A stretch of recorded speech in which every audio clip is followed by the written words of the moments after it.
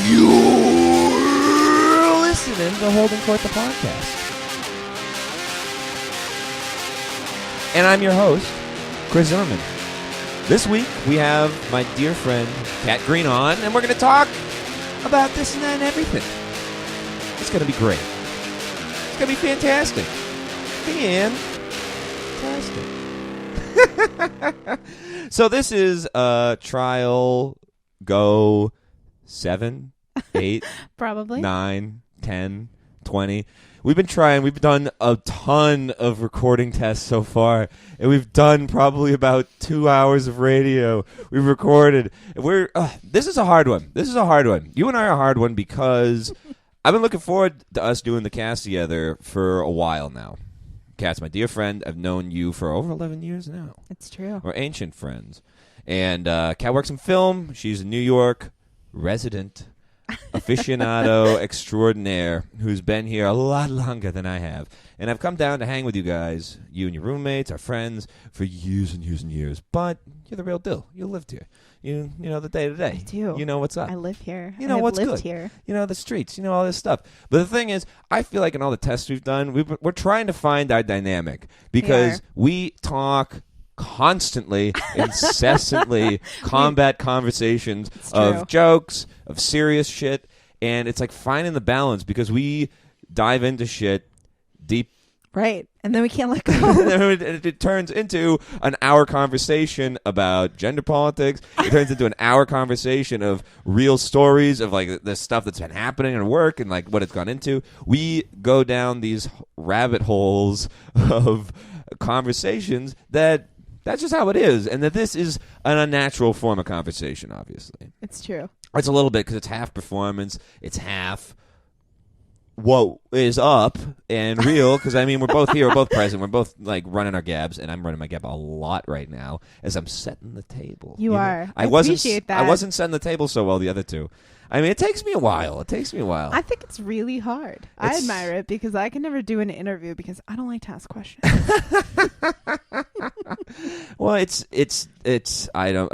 God. You the day I start accept things as it is. The time I take it for granted, or the time I assume that I know what the fuck I'm doing is the second that it'll all fall apart. But and that maybe was the problem. I was like, I know what I'm doing. We'll figure this out. 3 attempts, 4 attempts, 5, 8, 7. What do we say already? 25. Yeah, 25. We're on 25 take. It's the time it all falls off. Yeah, we were listening to a little bit of the Kinks' Waterloo Station right before we came in. Sunset. Waterloo Sunset. Thank you. God damn it. And you know. I know. We know you know. You know, there's this whole thing I wanted to do first, like music that I associate with the people I'm interviewing. Because it's really? like, right now it's my close friends that we got on here. Cole was on last week, Cole Giordano, a photographer. This week it's Kat Green, working in the film industry. Post-production. And I would also not say that that's it. I think you also get into a lot of other stuff besides just the post-production world. I wouldn't just limit it to that. And that's part of what's good about the conversations we always have. They got some breadth. We get into some shit. We give each other shit. We war through it. I say awful things just to make people angry or uncomfortable, and then we hash it out, and I desperately try to fight my way out of the corners I box myself into. And that's pretty much it. That sounds about right. That's kind of a summation of how things tend to go at times. It's true. I'm an excitable boy. Well. But I wanted to do, I think for Cole I had some Minutemen. I had a Minutemen song called History Lesson Part 2, which is a cool song. That I associate with him. It's very that sort of like 80s early punk, but like a low-key song. It's very that lo-fi. And I was like, that's you, buddy. And then for you, I associate some Waterloo Sunset. And it's just like, that's a cat so song. nice. It's a cat song. It's like it's associated with you. But these goddamn intellectual property rights. They got the algorithms. It's unbelievable. And that's what I mean. I don't assume for a second that somebody listening is going to be a lawyer like, oh, my God, they're getting so many hits. We got to clearly call our legal department and shut down this Holding Court podcast. It's the algorithms that are like, we have the audio files. We detect it's using here. Send immediate search desist. The algorithms rule the world. We live in a world buffeted. We're a pinball machine. And the bumpers are all algorithms, and we're all going to die because of it. That's probably true. No. Most things minds are dictated by that. There's nothing creepier than the very first time you notice that you go to a website and then on like your Gmail, all of a sudden the website adds like exactly the dress you looked at. I know this is super applicable to you. Is like sitting on the side as an advertisement. Freak out because it's like I don't know like what social media to dive into, and let's not be too crazy about this. You don't want to talk about your dating apps? Is that what the problem is? No, what I was meaning more like everybody knows the big site Reddit, like that whole thing. Sure. I have this massive theory that's all algorithmically based, where it's like what you see on that is based off of your web history. Good because Lord. I'll like listen to songs that's just like a weird one-off. It's like, Van Morrison Vegan Fleece album, and then all of a sudden it'll be like a post with like 20 views on Reddit line being like Vegan Fleece, blah blah blah blah blah. It's that same way like those dresses. You look up a dress and it's like, oh, did you know this is still at my Marshalls blah blah blah for this thing? Marshalls, fuck you. Do they even have Marshalls? I was the only place I could think of. It was either that or Dress Barn. How big of a thing do you... Dress Barn? How big of an ingress do you think I have? Wow. Oh, it would have to be chiffon. Do you know... None of those things are mutually exclusive, except perhaps the brands Marshalls versus Dress Barn, because those can only be exclusively sold at their own stores. But chiffon is a material, are you aware of this? Shit. That you can place on any type of dress. I always at nod. any retailer. When people say chiffon, I nod and I'm like, yeah, the designer. Do you not know what that is? The designer. That's a chiffon dress. No. It's a designer. Chiffon is a material, dude. Like basmati's or rice. Oh my God. Motherfucker. I mean, it's just like I assume on the internet across the board that I'm being fucked with, that they have my whole history and they're just like combing it out and they're just like, this is what they want to see. This is what they want to see. Well, I mean, you could be right, but also it sounds like your tinfoil hat self-talking a little bit. You know, I've kind of lost a lot of it. I'm pretty good these days. I used to be true. really deep tinfoil hat. I know.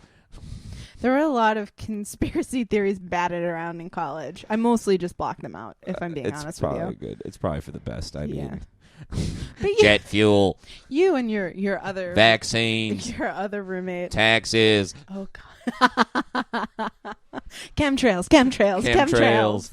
If I wear my orgone chamber, the chemtrails can't reach me to my hard on. Chemtrails called erectile dysfunction. Sure. Liquor is the bath salts of the white man. Oh my God. I will say, I just listened to an extremely illuminating post by a terrifying, creepy Christian who believes in the Illuminati, who believes that Prince's death was orchestrated. R.I.P. Prince.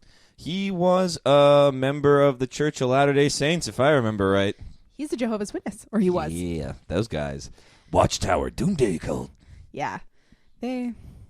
I would say that most organized religion freaks me out a little bit, but there's nothing scarier to me than the kinds of churches like Jehovah's Witnesses, like Scientology, that make sure that you extract the people from your life that disagree with you. That I think is scarier than anything.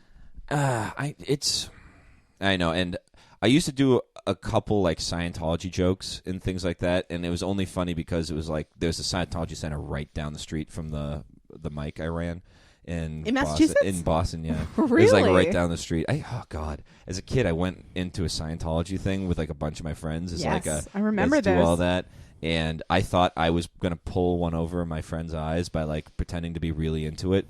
And being like, yeah, give me the pamphlets, give me all that. But they saw through and just saw my abject fear and horror that I was going to be like completely just. I thought I was going to be chased. I thought I was going to be followed. You're totally susceptible to cults. I'm an addictive personality. I was going to say, you have a weak I'm mind. addictive. And we all know it.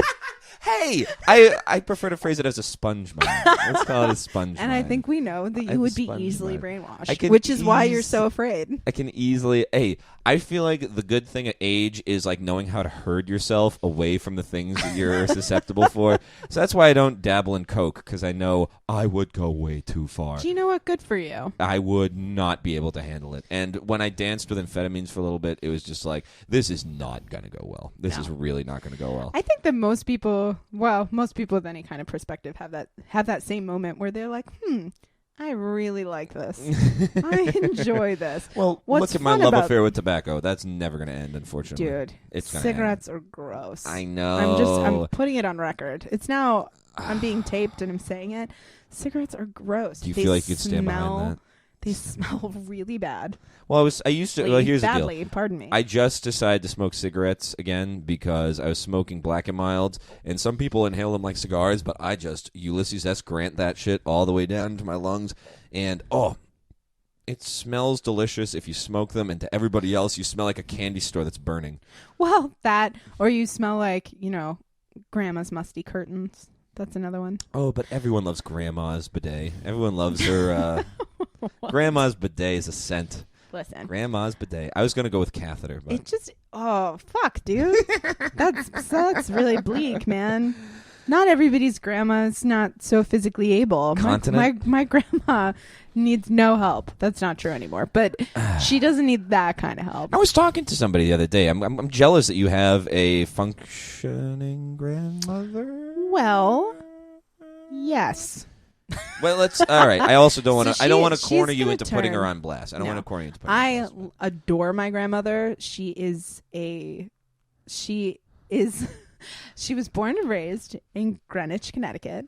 The only time she That's ever a very specific It ass is. type of grandma. It is a type of grandma. Right And- out the box. Exactly. And the only time she ever left Connecticut was when my grandfather went overseas for World War II, and she lived on a base in Indiana, and she learned to type, which is a big deal. That was the expression. That was her moment. She was leaning was. in, and that moment she leaned up to that Oh my typewriter God. and got a place you at gotta the table. let that go. So Gloria she Steinem wrote that, right? oh my God. For everyone listening, I'm 100% accurate. I'm very up on things. Sure. And Sheryl Sandberg is your grandma. Yes, I'm a descendant of Sheryl Sandberg. She's really disappointed in me. When I took that role for American Psycho, she was very upset because she boycotted the film. Sure. And then I did the film. Why aren't you playing Patrick Bateman on the new Broadway version? Because I haven't seen my reel yet. Is that what it is? I was thinking about that. I had some luck at commercials. By luck, I went out for a commercial once in New York. You could have been in that. What was that? A Martin Scorsese film? You showed up for some Wait. audition. I went to and an they audition, loved you, and and they no- called you back, and you never called It was them back. it was weird. It was weirder. I went to an audition. I think it was for commercials or something broad. And you don't go. they That's not how that works, by the way. But okay. it was like an open call. Like I don't know what it open was. call. And I just stood there. Means any actor. It does not mean any role. I don't know what the fuck it was. Anyway, I stood in the line in this like building in Midtown Manhattan, and I was handed a piece of paper like memorize it, go and tell it. And I did that. And they liked you. I butchered it. I just started making things up to fill the gaps because I knew what it was saying. I knew what the deal was. Sure. It was like for a cop thing. It was like a procedural drama. It's probably some like Law and Order bit role where you're like, we There are a need lot of Law and someone. Orders. We have a gap here. We need to just grab somebody to be the friend of the rapist and just say something awful. And they were looking for that. And I said things. I knew the gist of what I had to say.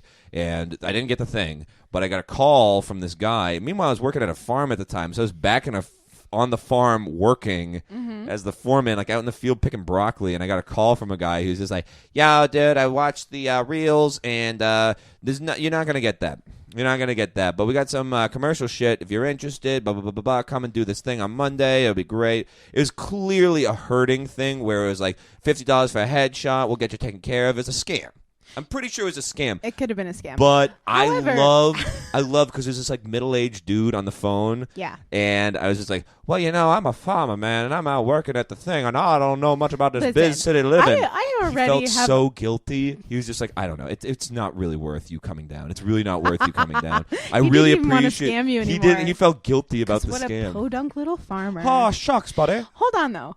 I don't. What the fuck is happening with your accents? I have to go back and just ridicule you a little bit because first of all, that guy went from being someone who lives in New York to being a comedian in Boston. You know what, dude? Exactly. Have you ever noticed with Tinder, you swipe right, you swipe left, but who's swiping straight, dude? I don't know. And then when you acknowledged that he was a middle-aged man, you gave him your own voice. You're reading deep. You're reading deep. Stop it. Stop it. Stop it. It's worth considering. Internalized faults. Well, you know. Anyway, my point is, there's nothing wrong with doing. You can do a little acting on the side. I try it. You're a very dramatic person. You have good comedic timing. We do some. You're comedy. welcome. We haven't done that. I wish I could remember because when me and Kat were hanging out early this week, and she had an amazing bottle of scotch. Yes, I did. What was that? It's a Macallan 12. Oh my god! And usually I don't like. What are they? Cognacs and scotches kind of freak me out. Like that peaty taste. I don't know what to do with it. Interesting. It kind of like overwhelms me. But that one was smooth and had that whiskey, at the bottom, my friend. and that whiskey Highland, on top. Highland shit. It was divine. We watched all sorts of stuff. And we did. We watched that Schmidt. You're dodging that one. Unbreakable Kimmy Schmidt. Unbreakable Kimmy Schmidt was a good show. Good. A great show. I'm glad that you liked Fantastic it. show. I love that really show. liked that. My company worked on that show, in fact. I didn't want to say it explicitly. I knew that, but I didn't know if we wanted to draw those lines. I think that there's a lot of companies that work at a lot of things. So that who is can true. say what company you might work for? I think technically it is safe to discuss in this particular version of the podcast when there's 4 more versions coming, because clearly this is not the one. We've already botched this. This is all fine and flames. For the next 5 versions. In the next 5 versions, we'll go through the same conversational topics. All right, so what have we forgot to hit? My horrible no gender shit. We all can't right. go back. We all can't right. go back. Only forward. Only forward. Well, Chris is self-proclaimed. Does not like continuity. So self-proclaimed. He doesn't want to be a consumer of television because I have a hard time with series. See, I don't even think that's necessarily true. It's not true, but this Wait, why do I have to listen? You listen for a second. Yeah, that's right. You listen to me. So I think that Chris would particularly enjoy a couple of pretty hilarious, incisive half-hour comedies that, don't require a lot of emotional investment, but are great for laughs. Like, for example, on Amazon, there's a show called Catastrophe with comedians. Saw that episode. That was fantastic. Yeah, Sharon Horan, I want to say her last name is. I don't want to mispronounce it. She's Irish, so I'm going to mispronounce it. She's an Irish comic. Exactly. So I know she that I would. She's from Cork. I don't think so. Or maybe Dublin. Maybe. Maybe Galway. Anyway. Maybe Limerick. Sligo in that. Congratulations, you know Ireland. I know a list of cities I can say. But she and Rob Delaney, who's super famous for his Twitter account, which is kind of sweet. He's a comedian. The two of them co-wrote it, and it's about life and parenthood, and it's extremely funny. It is good. I really liked the episode you showed me, and it's also that's my whole thing. I got to be in a mood, and I like watching shows with people. I can't watch them alone. Like on my own, there's like a very And it's like it probably shows my infantile brain, my infantile insect brain. Like I do watch a lot of cartoons. I think it makes you think that you're special. No, I'm not saying the trappings of being average. No. What I mean is, no, I'm not falling into that. Listen. I had this whole conversation. I definitely come on, give me the internalized flip flop mirror madness credit of just like.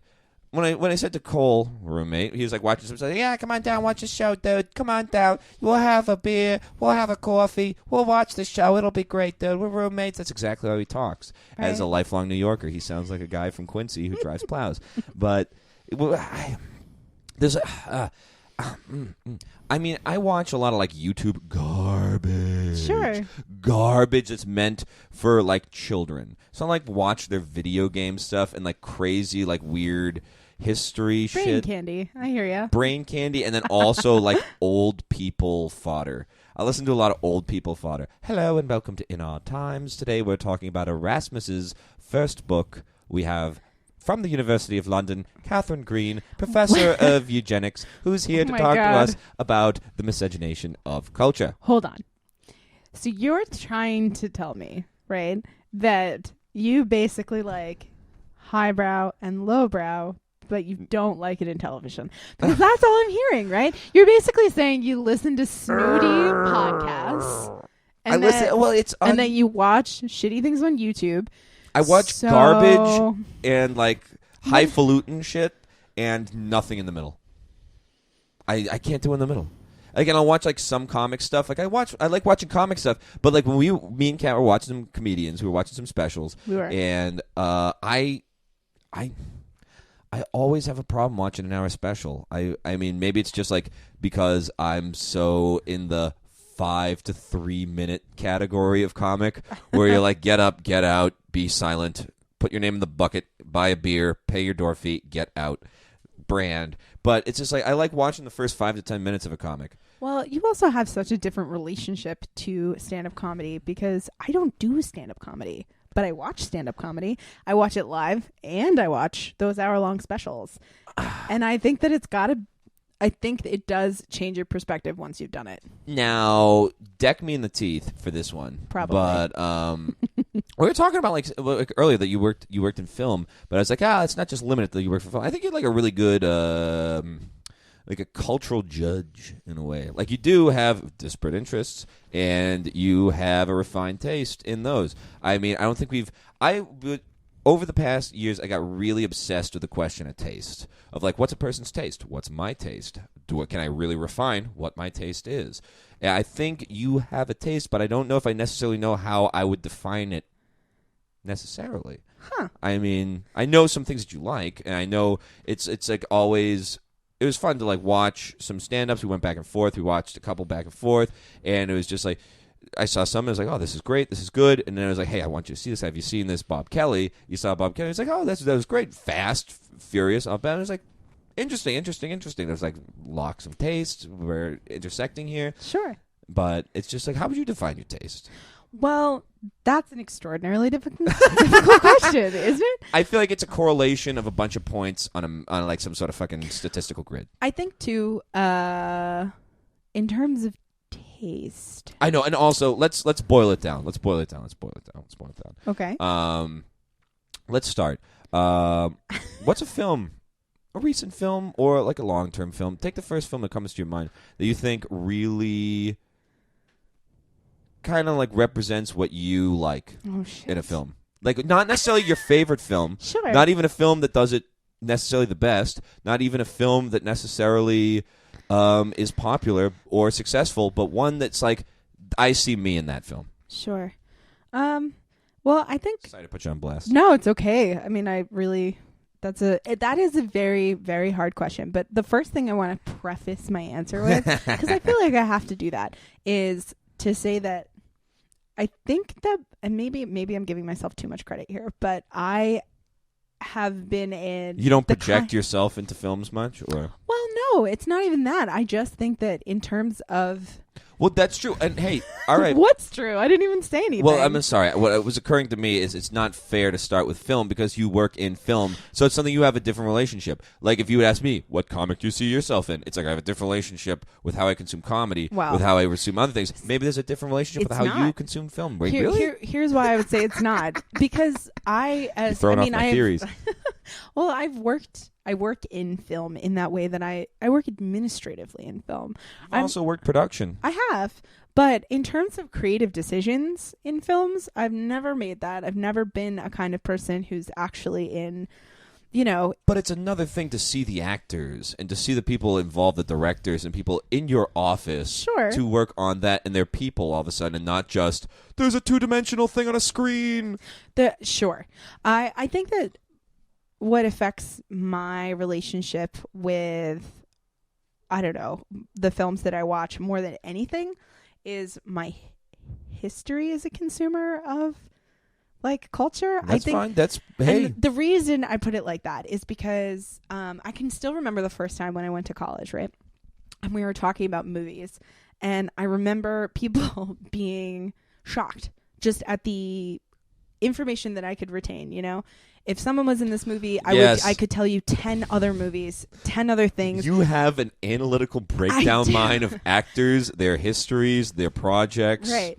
I have a bit of an encyclopedic knowledge of a lot of film stuff. And a lot of that comes from being like a bit of a latchkey kid, right? So no one was paying attention. So I watched everything. You should not be a 12-year-old girl consuming A Clockwork Orange. You shouldn't. Don't do it. And It is a snuff piece built for teenage boys to live out their goddamn fucking violent, ultra-violent fantasies. Except that I don't even necessarily think it's for teenage boys. I think that is an over 18 kind of movie. But I will say that... Oh, I'm just saying how I right, like you were... Oh, Jesus. Oh, Jesus. But that's my point. Like, in terms of what I like, it comes from the fact that I will watch anything once. I'll watch anything once. I mean, there are a few things that I will never watch again. I think it's easier for me to tell you the 3, 4, 5 movies that I will never, ever watch again than I would be able to tell you my very favorites. What's a movie you'd never watch again? Man Bites Dog. I will never watch that movie again. We watch that one together? We did. We watched that one together. We watched that together with, I think, our mutual friend, Jonathan Gort, who is a pimp of really violent movies in college, if I remember. I think we watched that when we were all in school, and he had a taste for the extreme. Well, it's interesting, too, because in terms of, like, French cinema, right? Because that's what it was. It's part of a really particular type of French film. I'm not sure if that's the one I remember it being, but is that the one with the horrible... Man Bites Dog, for those of our listeners who should not watch the movie, which is everyone, is about a camera crew that follows around a serial killer. Yes. And as the movie goes on, they start to participate in the torture and murder of various people. And it is shot like, every day. I think it's one of those films where I really like the premise, but the follow through is too much. It's an extraordinarily ugly film, and I think the good part about what it is it shows of like the complicity of the observer, right, of the viewer, and it just really graphically. Oh, so graphic! It's disgusting. What's the whole horror of like how charismatic the killer is that they bring on board, and they're just like, it's just a thing. We're just covering the subject. Well, sure, there's that, and there's the idea of like journalist and reporter versus the subject. There's like the idea of objectivity versus subjectivity, but more than anything, it basically is like, if these men become participants in the documentation, are we participants as the viewers? And that's really ugly, especially when it gets so out of hand. Wait, all right, so I got a two-part. What's another film you would not watch twice? You know what, I wish that I could remember the name of it, but it's a movie from the 80s with Michael J. Fox, and he plays a Vietnam vet who it follows him through the horrors of war, and it basically shows him and his company like sexually enslaving a Vietnamese woman. And then it ends with her death, and it ends with him coming back to America and seeing her face in all of the faces of Asian women he like comes into contact with.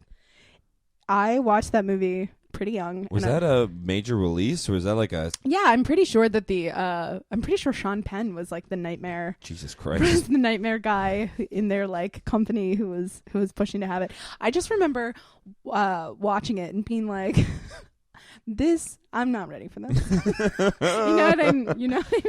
I could never, holy shit. Now, I will say, like, the two films we've talked about now, I think what they have in common is that there's like a certain amount of acknowledgement where it's like, all right, this is dealing with something real and awful and portrayed in a way that's visceral, that it's like, all right, I'm glad that that's the point, but I don't need it again. Totally. There are ones that are, you'd say, you wouldn't watch again, that are just, well, I guess there's no real point talking about a bad movie that's just bad. Right. That just doesn't do it right. Well, because that's just a failure of execution, and fuck that. Totally. And I will say that the one thing that I sort of just noticed when I'm thinking through about the movies that I've talked about and that I would talk about if we continued to talk about the ones that I don't like, are that a huge part of what makes me uncomfortable about them is just it's about the kind of things that you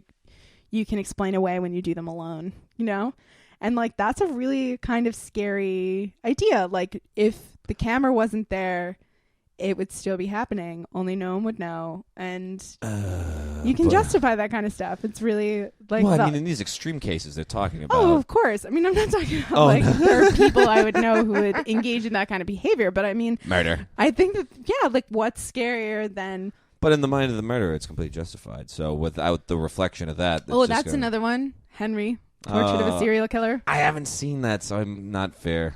You haven't? I haven't seen so many things. I sort of feel like you were there when I saw it. I saw it in college. Were you really not there? Oh, wait. I thought you were talking about the recent one, the HBO one about the, like, is this guy the, like, kick-ass dude in Wisconsin? Was he the killer? Was he not the killer? That series. Oh, no. Making a Murderer. Right. That's what I'm thinking of. That, first of all, that... Portrait of a Serial Killer? Henry. Portrait of a Serial Killer. It is... we watched a bunch of... What's that guy? Did you ever watch The Walking Dead? Wow. I've seen a handful of episodes. The guy with the crossbow, no. Or the woman with the sword, or the other person who didn't have those things. Actually, it's the brother of the guy with the crossbow. But the actor's name is Michael Rooker. I forgot it, but now I remembered. Yay! And it was the 80s, and it's another one of those reality style falling around a serial killer. Actually, I'm shocked at how much all of these have in common. I mean, except for the Michael J. Fox one, which is just ugly. The films. Well, I guess. Before we start driving too many constellations in the dots of stars here, what's the film you'd say you've rewatched the most? Rewatched the most, whatever it is, even if it's guilty pleasure. What film? Because I think like the combination of these could give a good sense of taste. Like what's the one film that you think you have rewatched the most, even if it's garbage? God, that's really difficult. Mostly because you've rewatched a bunch of films. Well, sure, I've rewatched a ton of films. Oh God, what is my guiltiest pleasure? You know what? I'm gonna admit it. This is gonna be ugly. Are you ready? Hit it. That remake of Pride and Prejudice, the Keira Knightley one. Can I just tell you? Well, firstly, I'm not ashamed to say that I've read every Jane Austen book, because if you're a consumer of literature, you've got to have at least one. You owe it to yourself. You owe it to yourself to read a little bit of the high society. It's true, and that particular book is just so. It's a classic, and that particular remake is so beautiful. Was that a BBC production or? No, that one was a theatrical release. Theatrical release. Mm-hmm. Oh. And I actually cannot remember who the director is. I want to say Tom Hooper, but I could be wrong. But basically, the kind of symmetry achieved in that film is unbelievable. Are we talking like Wes Anderson, like Kind of. Now that's something also. I mean, let's not get carried away. We can talk about Wes Anderson if you want. Well, no, you definitely have a good analytical mind where like you were breaking down the symmetry and the obsession of his shots. We're just like, it is so geometric at this place. God damn. Well, that's part of it. And the light in that movie is so gorgeous. Would you say Pride and Prejudice was shot, that one you're talking about, in that same? 100%. I mean, they have these unbelievable exteriors of these enormous, beautiful historical homes in Britain. You're gonna cringe when I phrase it this way. But we're not going in that direction. This is not a segue. Okay. I'm just using the word. But there's something almost like fetishistic about the geometry of shots when it's just like it's like when things are so neatly organized on a screen with like how the actors are played, how the camera is going. It just, to me, it's just like it's comfort. Everything is just like, it's so comfortable. And it's architectural. You know what I mean? It becomes this kind of thing where the building, the people, the action is all so united. And it becomes... this is going to sound so pretentious. Are you ready? Oh my goodness. I just talked about fetishistic acting shots. So pretentious. But... we'll talk next section. We're going to talk about plow people and like salting the roads. When you're imposing order onto...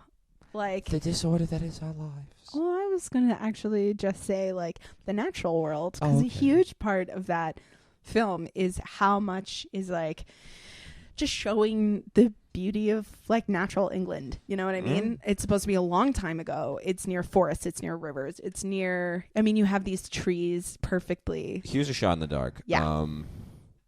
Speaking of natural England, do you ever see Barry Lyndon by Kubrick? Sure. What do you think about that one? Well, what I mean is, well, all right, that's a lie. That was the whole premise of that movie is he shot it in natural light. Yeah, 100%. Everything was shot as it was, and it is.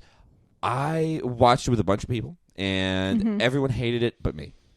Interesting. I thought it was a story of degeneracy, where it's just like this person who almost was a heroic figure and at times by chance played that part, but then when given license became the degenerate he was of natural as just a human being, where it definitely ends on such a like, meh. Yeah. Well, I mean, certainly that's part of it. And like Kubrick's such a weird enigma, right? Like you talk about his films and back to back, so many of them don't make any fucking sense. They don't. At least there's no one type of story he told. And what's interesting, certainly now, correlation. Right, but there's these days in particular, when you talk about a certain director, it's not just about aesthetics, right? It's about the types of stories they like to tell. So to have somebody like him be able to do a film like Barry Lyndon and in the same lifetime do Eyes Wide Shut. Yeah, Eyes Wide Shut, 2001. Right. It's like there's a lot of complexity in that. I think we could do a podcast and trying to find correlations and trying to find definitely uniting, but that's a whole podcast. It's true. The Shining. God, The Shining's so good. I love The Shining. Well, talk about. I think it's one of the first films I think I really recognized, like how it was symmetry and how it was shot. Definitely. Where like some of the ways, like those that, like you those said, architecture. Hallways. Yes, whether it's blood, Sexy whether it's people hallways. riding around. Ooh, sexy doors opening up with secret desires being played out between people in Furries. pig masks. Furries. Yeah. The first instance of furry on film. Yeah. Now, I apologize. We're going to go to an early break right now, mostly because I have to go to the bathroom like a cascade of blood through a hotel. Wow. Just like that. That's so gendered. Time to put this on break. Gotcha.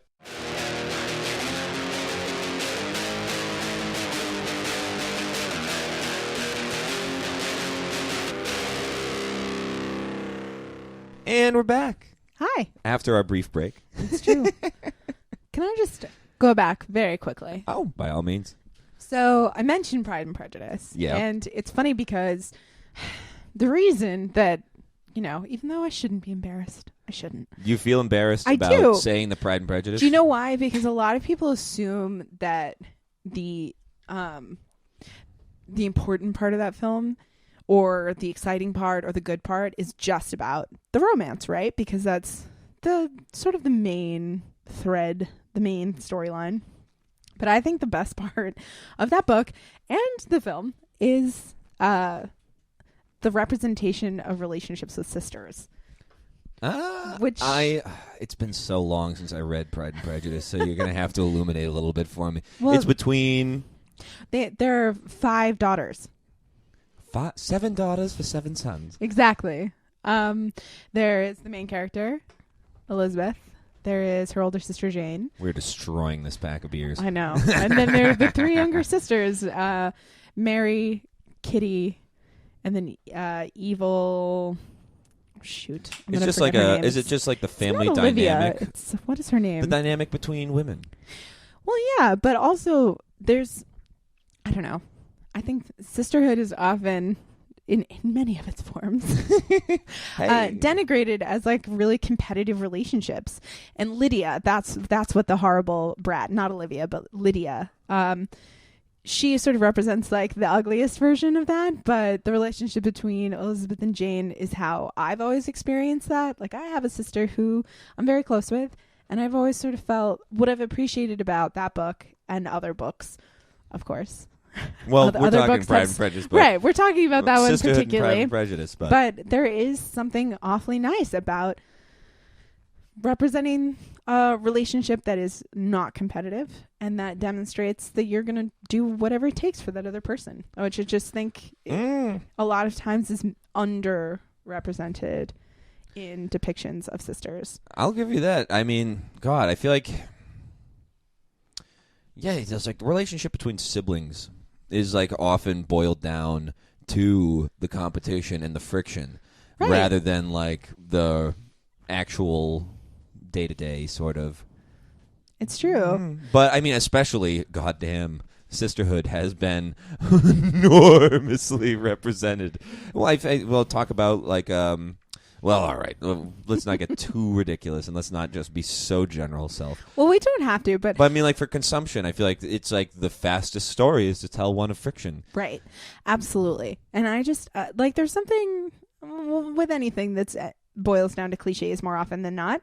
That it's frustrating to watch a representation that you feel like doesn't represent you in the least. You know, and I feel like that's everywhere. I mean, no, it's funny that it's when like, you were prefacing that you were gonna hear about going back into Pride and Prejudice. You're gonna say that it's funny that well, it also shows my hand, but I thought you were gonna mention the aesthetic, where it was an aesthetic thing rather than the story. Rather than the story. I mean, it is an aesthetic thing. It's an element, particular, but I like the latch on into the sisterhood aspect. But sure. I mean, that particular film is so beautiful, and in that same way that the cinematography is incredible. Who the director was?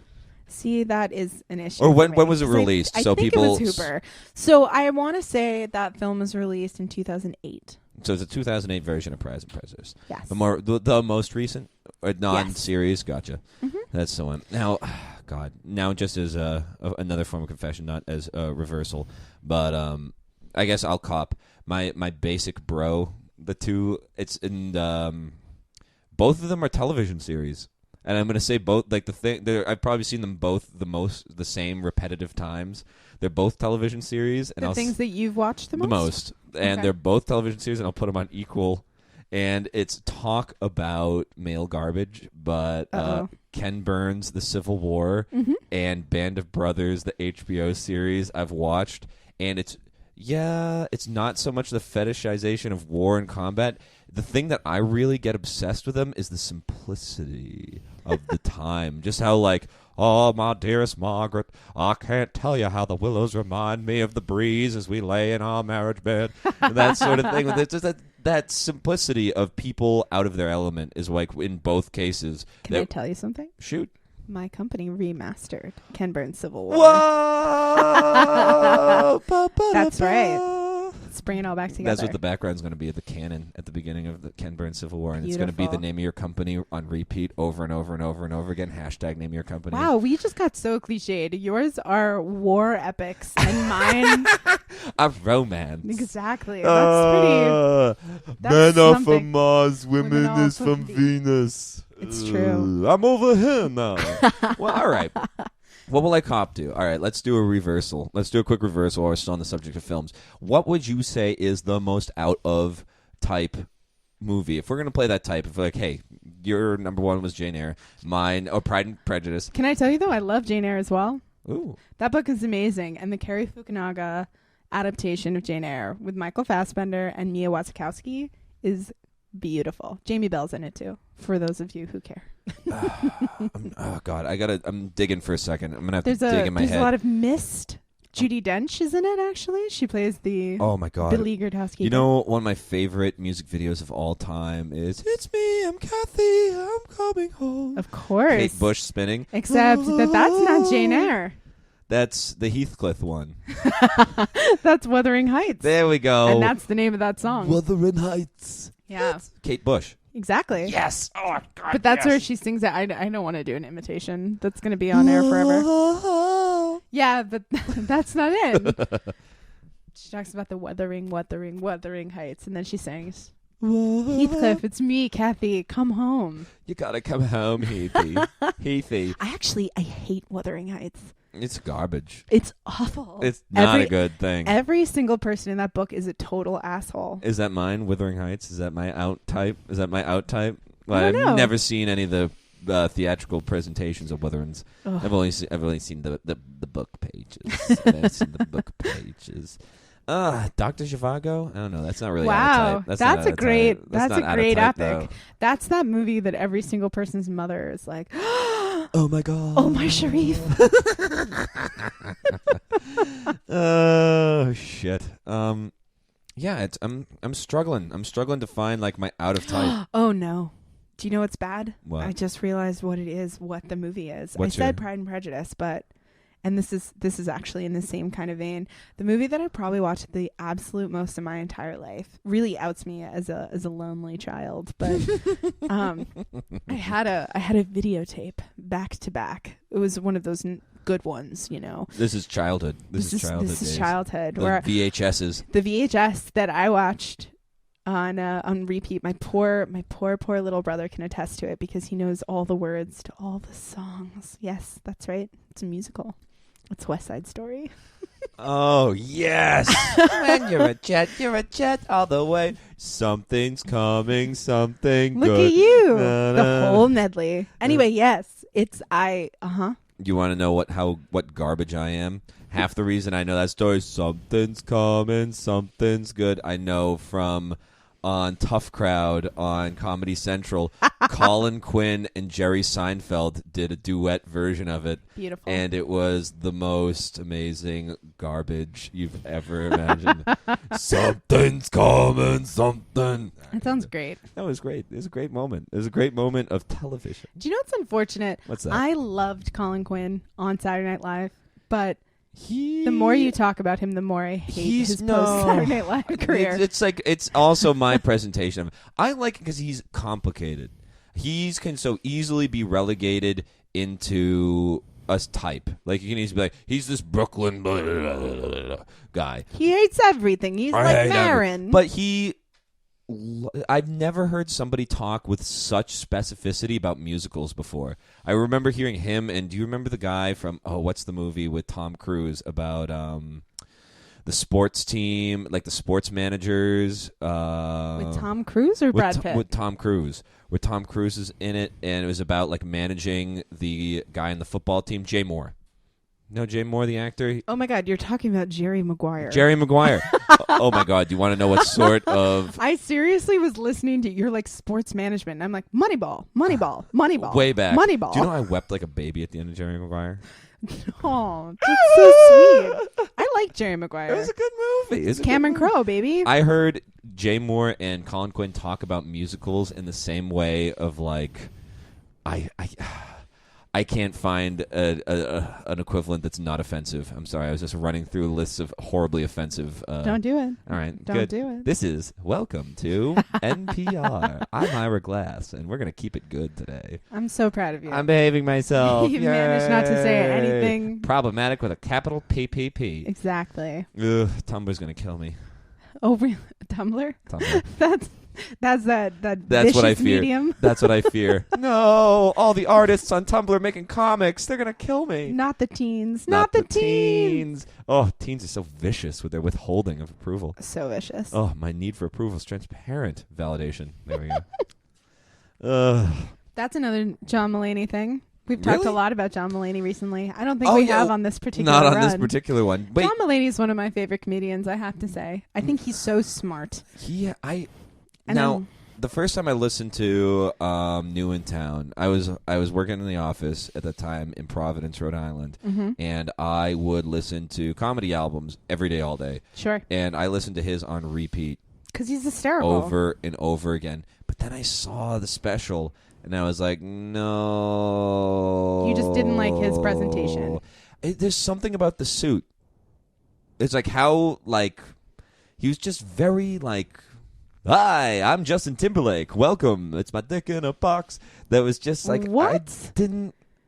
I saw him as much more, like, his stories are great, like, without the presentation. And then with the presentation added, it, like, subtracted so much for me. It subtracted so much for me. I loved his stories, but like the second, like it was like I know, and this is awful. No, What's God, so I'm strange doomed. to me about I'm this doomed. is I that wanted to make it in comedy, and now I'm putting John Mulaney on blast. I'll never get work in this town. I'll never get work at this town. His sitcom was wonderful, by the way. No, it was not. That's the worst thing he's ever done. But what I will say is that what surprises me is that who gives a shit what he's wearing on stage? That's what killed it for you? It was the Because he was outfit. wearing a fucking suit? Pairing that tie with those shoes, God damn. I mean, that's sort of what you sound like.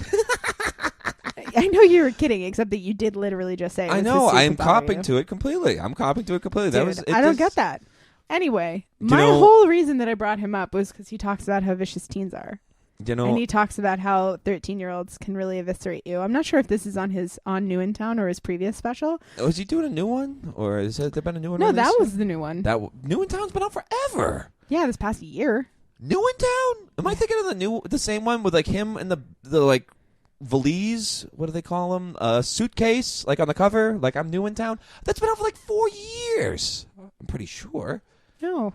I mean... The guy with the story was like, I'm new in town. Yeah, that's been out for a while. It's been out for a couple of years. He needs a new special. It's possible, but I think that came out before his sitcom. That's what got him the sitcom, because that was such a runaway success. I don't know, man. I'm pretty sure. You might be right. You might be right. But my point was, he talks about how teens can pick up on your... Can tear you down. Can pick up on the thing you're most insecure about. about. Well, the problem is they're so that insecure. Guy's got feminine hips. I'm sensitive about it. I got such feminine hips. I have very feminine hips. You do not have feminine hips, you weirdo. What? The photo of me doing the Buffalo Bill talk? Oh, my God. The photo of you doing the Buffalo Bill talk. If you're worried what part of that makes it feminine, it's the fact that the thighs. It is not the thighs. My neatly trimmed uvula? Vulva? Uvula? Do you know what a uvula is, Chris? It's knee bone connected to the arm bone. It's a thing that you can see it in the back of your throat. That's a uvula. Oh, vulva. There we go. Yeah, vulva is in vaginas. I know that from Archer. Listen, when you tuck it back, it looks like you have a fucking vagina. And that's why you look feminine, because there are a few things more feminine than vaginas. Is there anything more? Can we think of anything more? Nope. We're going to leave that one on the table. Oh, shit. That's okay. Let me tell a little story to your listeners really quick. Last weekend, we're out at a bar. We're talking casually. Who's there? Who's the personages? It was me. It was Christopher. And it was his roommate, Cole. Oh, my goodness. Oh, that weekend. Uh-huh. And we were all hanging out. And he refers to a pain in his chest. And he says that his cervix hurts. My cervix, he exclaims, to a crowd of shocked and disturbed bar listeners. patrons and friends. And I looked at him and I said, Chris, that's your sternum. Sternum. It's either sternum or solar plexus. But solar plexus doesn't come off the tongue as fast as... It's also not vulva? solo plexus. Uvula? It is solar. My solar plexus. S-O-L-A-R. My solar plexus. It's really hurting me. Anyway, Chris doesn't know anything about bodies is basically where this is boiling down to. He's just not sure. I took a sculpture class once. I know where the knee bone connects to. Listen, the leg bone. I can say if he was looking for the correct terminology from the sculpture class, which I TA'd, by the way. Oh, do you want to cringe to death? Are you ready to cringe to death? I'll tell you word for word what I said to somebody after I took the sculpture class. Oh, my God. I said this to a mutual friend of ours, John, was like, I'm just so glad I took that sculpture class. Starting to date this girl, and there's something from having sculpted bodies from clay that taught me about how to touch a woman. You did not. Did you really? Oh my God. Did you really say that to him? Touch the person like the clay. Well, can I just tell you, our model in that class, her name was Vanessa, and she was wonderful. A very nice girl who modeled nude for virtually every class at our college. I did model. She was fantastic. She was great, though. But let me tell you something. There were people who tried to sculpt what Vanessa looked like, and then there were people who visual vocabulary was more like, this is what I believe women to look like, right? And that's a huge issue with art. Is this leading to say that that's what I did? Chris's women looked like linebackers. Chris's women had no curves, a lot of straight musculature. It was like there were a lot of boxy women with heaving bosoms. Yeah. Solid thighs. China was the first, the last, the only woman I'll ever love. Ooh, yeah. What about Miss Elizabeth, though? Miss Elizabeth, I forgot. All about the Great Wall of China wrapping around these country hills. Can I tell you, when I found out that China died, which was about 2 hours before I found out the prince had died, so it got erased really quickly. But I felt horrible for her because...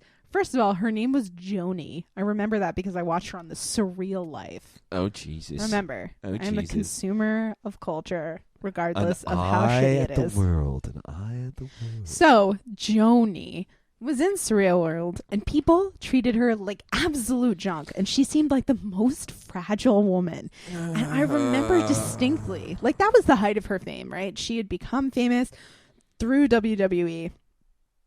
And I just remember thinking, I felt so bad for her. She seemed devastated. She's the kind of person who would start speaking and you're like, she's going to cry. She's going to cry. I can tell she's going to cry. Are you familiar with the wrestler Tom Foley, who is Mankind and all that? Did he have curly shoulder length hair? He kind of is like a mop top is the way I think of him. And he always wears the cut off plaid. He wears like a flannel shirt with like cutoffs, and he's just like he's kind of stocky dude. Yeah. He's Mankind. Well, they all look when like it became extreme and Stone Cold Steve Austin was on the stage, he was Mankind and had the mask, and it was all crazy. And the Undertaker was there. I have to be real with you. I am aware of this peripherally because I am a girl who grew up in the 90s and 2000s. I'm also a complete liar, so don't worry either. I was really into wrestling as a kid, and I'd go to hardware stores to get their signature. What was the America guy? Kurt America? I was all about Sting. I loved Sting. Sting was my guy. I hated Hulk Hogan. I honestly don't know any of them. I hated everybody who's big. I liked Sting. He came to our hardware store. He gave me a signature, and I love Sting. Sting was so my lovely. guy. Yeah, I knew some kids. Old Sting with the blonde flat top. Hold on. When I was in middle school, there were a group of boys who loved WWE so much, they would recreate the fights in their backyards. That's what they were known for. Had a neighbor who was crazy. Totally did that, right? Who built a ring in his backyard out of PVC pipe, and those bungee cords and mattresses, and we wrestled in the back, but we didn't know it was fake, so we just basically beat each other up in the back, and then we'd go home with like broken limbs and just be like, I guess that's that. There were those boys in middle school. I'll never forget. I know backyard exactly. wrestling. I won't name them, but like there was a group of 5 to 10 boys who that's like what you knew they were always doing. What I was going to say was Tom Foley had put out a really like devastating message when China died. That was just like, I can't stop weeping, blah, blah, blah. This is one of the most beloved people that I knew in the business. And it was just like, oh my God. Until I read that, it was just like, this is side gossip. And I was like, oh my God, these fragile human beings exist in the world and they're just running through. Well, the worst part was like right after she passed away. And I mean, of course, it got completely overshadowed by Prince immediately because he's the king. And aside from that, though, I remember reading. So I had my knowledge of her, right? We just talked about this. I had my awareness that she just seemed like this unbelievably tragic person. And she I guess was about to get put on that show. What's that show? Intervention. Oh, Jesus. Because she was abusing. Was it? I think it was ruled that it might be overdose related. Oh, I think death. so. Yeah. I think so. What was her bit of choice? Do you know? I don't know. I would guess painkillers. Yeah, oh God! But I don't know the especially answer. for older wrestlers. God, their bodies are fucking a war zone. It's like a linebacker. It's like anybody. Oh God, that reminds me of that old. What was it? The Goon? Was that the article they did in the New York Times where they're talking about Beauregard, the enforcer for that NHL team, and how he gotten the concussions repeated because he was the guy who had to fight. Yeah. On the ice all the time. And just the destruction of these guys' bodies. Yeah. And it's the same with wrestling. It's their brains. It's their brains and bodies. What they talk about, like the knuckles would float. Yeah. Like, because they were just so detached from repeated It's true. trauma over and over and over and over I again. did not watch Concussion this year. Did you? Oh, is that the one? That's the Will Smith one about the doctor who revealed that basically concussions, like after you get 2 of them, so it hurts your brain. weird how that one forever. got sucked under the radar. Yeah. Because it was almost like Will Smith he's It one was of those definitely Academy fodder, but then it did get sort of blighted out by all of the, like Inarritu's, masterpiece or whatever. But I mean, it's funny how Will Smith is a crazy career. That's a weird career where it's almost like an Eddie Murphy where he's like, I ruled the world and then I stepped back and I disappeared almost and now I come out at moments. What?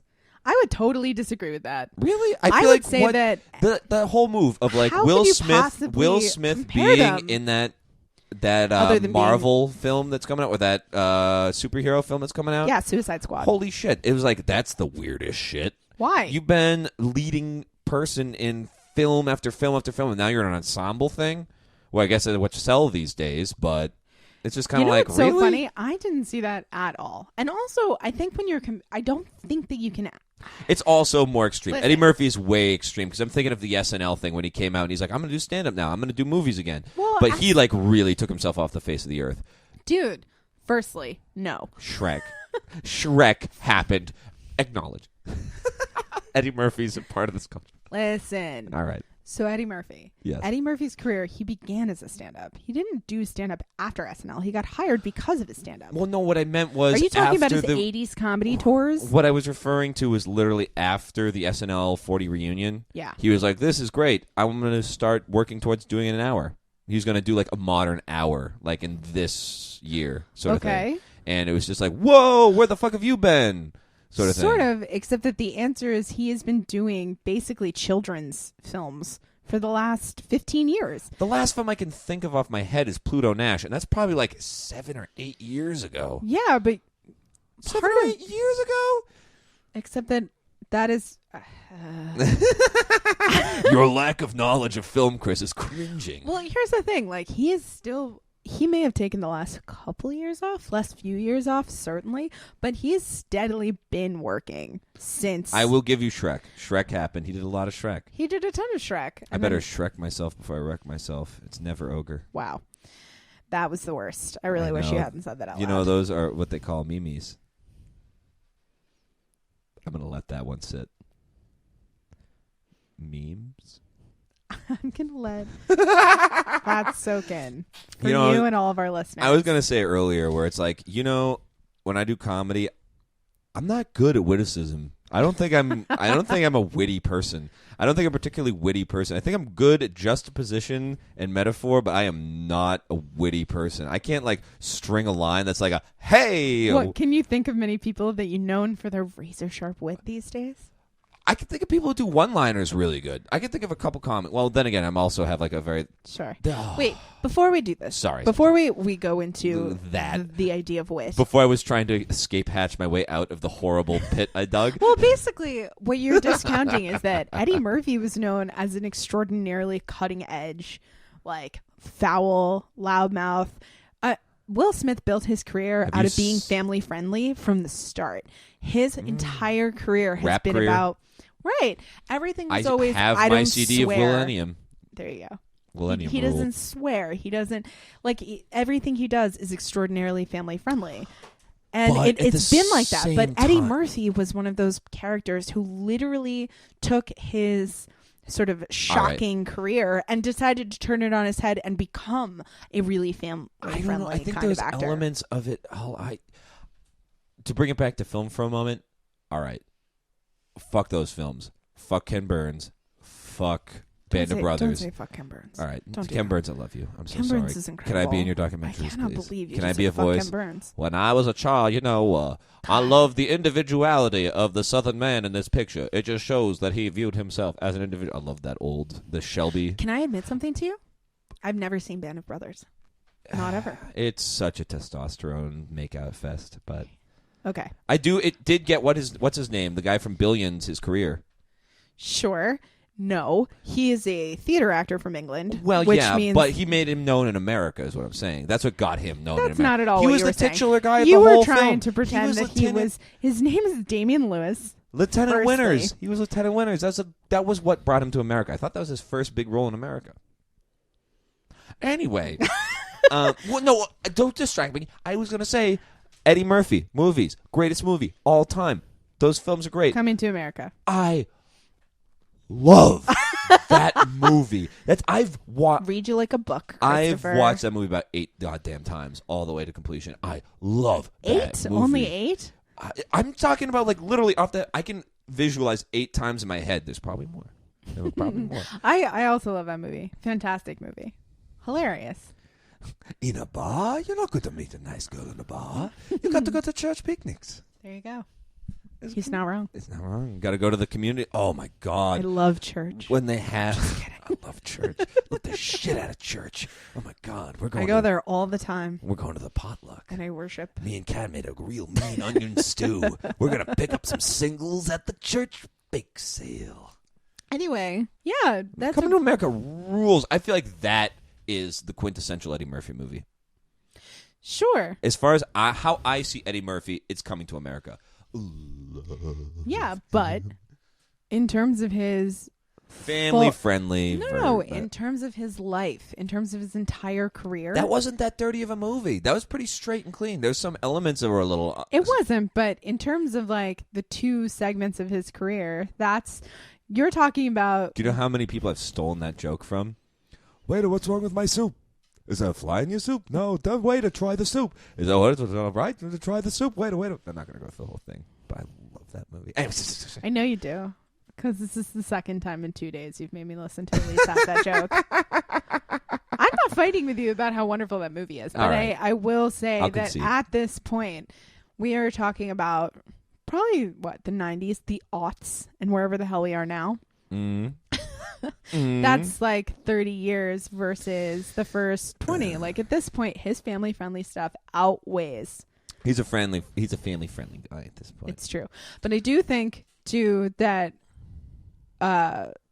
Eddie Murphy was made, and Will Smith is somebody who has stayed consistently on brand since he began. Not that it's an important distinction necessarily, but I do think that that's kind of how you have to acknowledge it if you're going to talk about the breadth of both of their careers. I don't think it's apples to apples, is what I mean. I was just about to reach out and cheers microphones, and I realized that's not how that works. But now, all right, let's just run down the line again. We were talking. There's a branch we're going to go off of. You're saying witticism. Yes. Is I can think of some witty comics. Sure. There's some people who do like really fast one-liner stuff. Like, obviously you can think of like, I think of like that in terms of like the term joke logic. A witticism is like having a really good witty fucking joke means your joke logic is on point. And I'm talking about like Mitch Hedberg, Steve Wright, a couple of New York comics I really like. I think Joe List has amazing joke logic. A Boston comic who's a friend of his growing up, Tom Dustin. Amazing joke logic where it's just like the numbers add up to numbers I didn't anticipate. Oh my god, it's just brilliant. It just adds up perfectly. Great joke logic.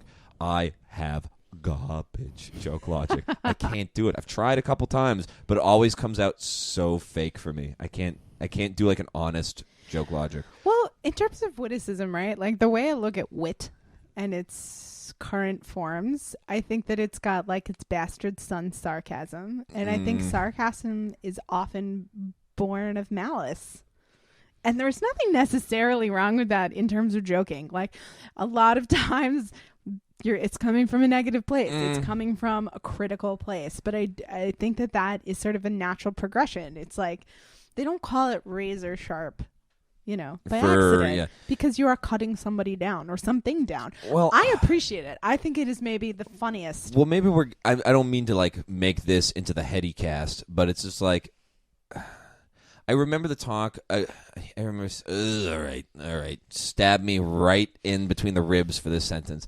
I remember studying a lot of the later half of the 20th century lit, and they were talking about how. Yeah, the original was like the sarcastic, the sardonic, the really cynical, where like cynical was edgy. Yeah. Cynical was edgy, and it was a criticism against the culture. But then what do you do in the 80s and 90s? You turn the counter statement of the culture into the culture itself, and it becomes part of it. So all of a sudden, what was biting and edgy and malice becomes part of the message in the first place. Where it's like, buy Nike shoes. You got something better to do? Sort of thing.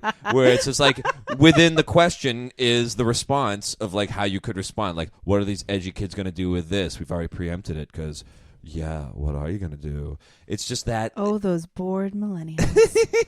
They're so bored. I think, goddamn, that bored millennial shit, it's ridiculous how fast. Irony. Culture and marketing are the same thing now. It's true. It's just 1-to-1. It's a little unsettling.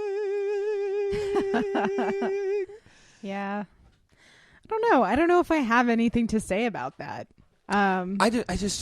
It's weird. I think I do. The only thing I think I do well on comedy is stories. I can do stories. It's all misdirection and surreal. I do misdirection, surreal, and that's like what I got. that's like what I got at this point. I can't really box shit in a neat package of like, oh, good word economy. Hey, oh, here's a guy with a T-shirt. Where you come from? Minnesota. Who? You call it pop there, I hear. Gonna pop you in the jaw. Oh, knucklehead. Oh, crowd work. Hey, ladies and gentlemen. Can't do that. Can't do that. Can't do that with being a lawyer. Not being a lawyer. Right. You're looking at me like I'm starting a autopsy in a dating table. Well, I guess my objection is that the way you're talking about it is as if that's some kind of thing that sounds good. You know, like that's something There's that people you're who do it aspiring amazing. to. There's people who do it amazing. Sure. And I'm so jealous. I'm so jealous when I do it well. Yeah, except the way you were just saying, there's nothing revelatory or fun about it. You know? But is there anything revelatory or fun about what I'm doing anyways? Not necessarily. I don't know. Come to my camp, kids. Do you Come to make my yourself laugh, Chris? Do you make yourself laugh? Oh, God damn it. Oh, God damn it. This is called dismantling any attempt at Chris's comedy career as Chris dissects why he needs to stop comedy. I probably should, but no, anyway. I don't think you should at all. I'm but at a breaking You should point. start inviting everybody to your shows. I'm at a breaking point. Your and weird it's, secret comedy is annoying. I need to do... I've been light over the past couple weeks. I've only been doing a few nights over the past couple weeks. I'm at a breaking point, and I'm going to shatter. New York's breaking me, and I'm going to shatter into a million pieces and then rebuild in a stronger version. But I need to be broken first, and I'm still in the act of being broken. And I'm still...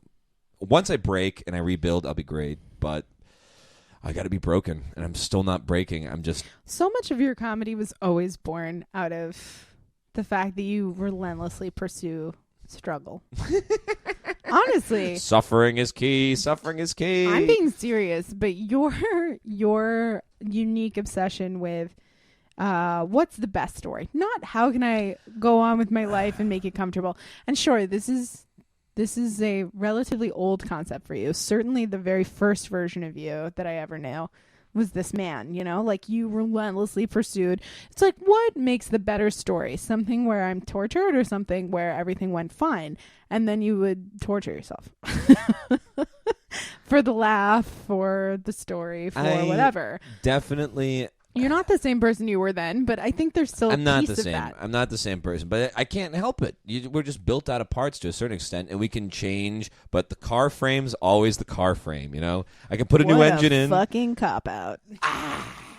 I'm just saying. I mean, what am I going to do? Am I going to be like, I'm actually now from Chicago. I'm not from where I'm from. John Wayne wasn't from Chicago. I didn't trap children in my basement under the hatch. John Wayne Gacy. Oh. I was just riffing on the name John Wayne. Oh, you had to say riffing. Oh, riffing. God. Just look at this guy just riffing. Killer clown. He's having a ball. Look at him riff over there. He's just riffing it up. Look at him riff. Oh, that's what they call it in the biz. He must be part of the biz if he's gross riffing about it. riffing? Do you know what riffing's just like? Scatting. It's like the same asshole. It was like shooby-doo-wah. Booze, all peanuts, all peanuts. That was the best part of Cable Guy. Nothing was good about Cable Guy. When he was in the bathroom, just like this Gillespie. Salt peanuts, salt peanuts. All right, maybe this shows my particular love of Drew Carey. Taste. Jim Carrey. I can't carry one name to the next. Well. Does that even count as a pun? I fucking hated that movie. I hated that movie. That movie was all about him. It was the first time I saw Medieval Times played in a theatrical setting. Oh my God. Yeah. We were just like Spock and Kirk fighting. Wait, how long have we gone on for? I'm a little worried that we're going over time. Well, we are. Here's the deal. This one subject that's unfortunately tradition here. Oh. And I need to pee really bad, so what we're gonna do is have I have a pigeon bladder. I have a pigeon bladder. So we're gonna do a quick break. We're gonna be right back, and we're gonna tie this up. This marathon super episode. So everybody, marathon super episode. French well.